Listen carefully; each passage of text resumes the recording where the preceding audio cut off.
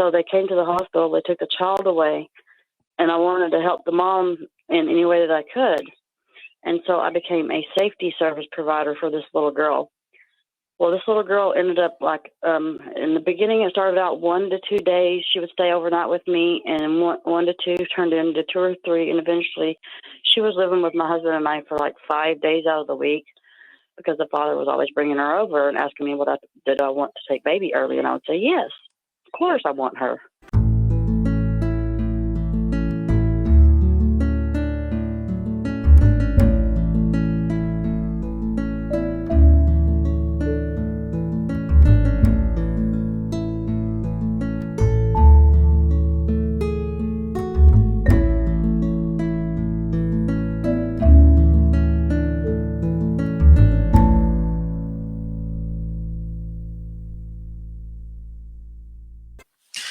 So let's jump right into the calls today. Let's take Amy from Oregon. Amy, did you have a story to tell or a question to ask?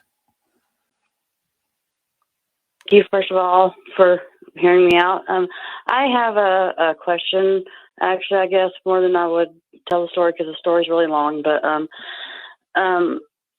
okay, there's a little girl that I raised. Okay, I met her birth mother at the apartment building I lived in at the time, which I'm still in the same apartment complex. But when she was born, I watched this little girl come into the world, and the father was given full custody, and the mother has disabilities, mental disabilities or whatever. Mm-hmm. And so they came to the hospital. They took the child away, and I wanted to help the mom in any way that I could.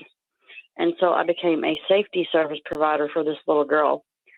Well, this little girl ended up in the beginning, it started out 1 to 2 days. She would stay overnight with me, and one to two turned into 2 or 3. And eventually she was living with my husband and I for like 5 days out of the week, because the father was always bringing her over and asking me did I want to take baby early. And I would say, yes, of course I want her.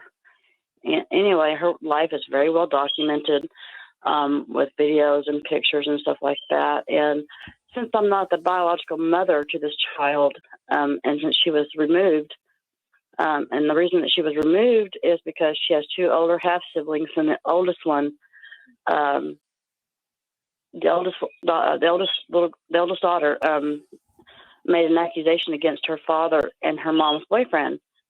She said that he sexually assaulted her and possibly her middle sister, but not the little girl that I was raising.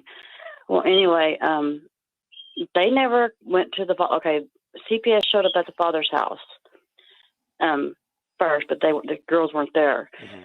Anyway, so they go over to the mother's house, the little girl raised her half sister's mother's house. And anyway, she has a son and also has a little boy. Well, they told her, she was distraught, and they told her, if you don't shut up and stop crying, we're going to take your son too. But they let her keep her son. And none of this stuff has been proven in court that this happened. And so it's like they're going after the birth mother over her disabilities. And they told us when they came to my home and removed this little girl from me, oh God help me,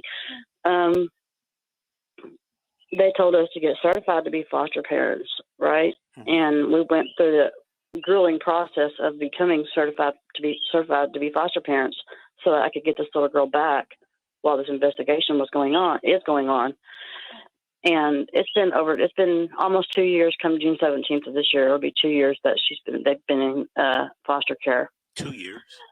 Yes, because they keep pushing that out, and the caseworkers are saying that there's new testimonies made by the 2 half sisters, and so that they would have to postpone it, which I know what they're doing. I know exactly what they're doing.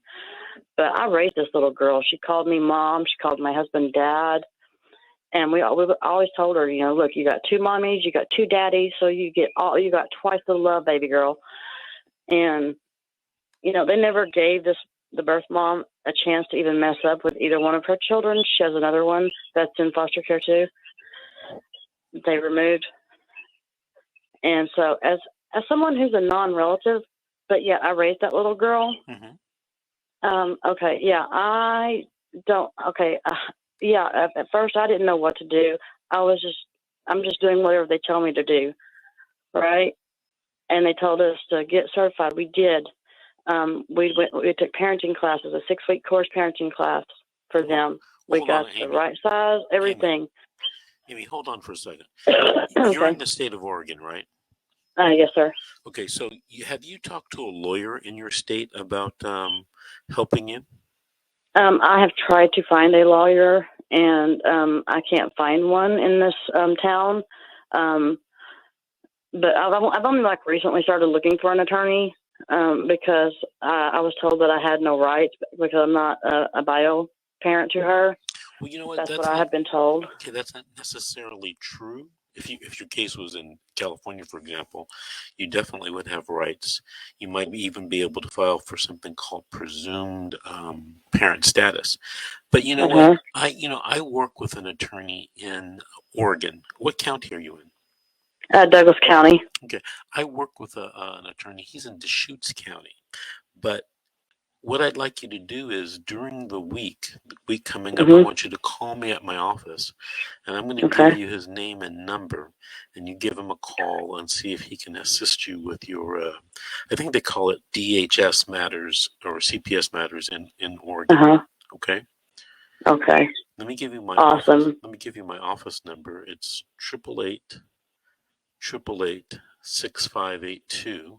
That's 888. Okay, awesome. 888-6582. Any quick questions you want to ask me before the break?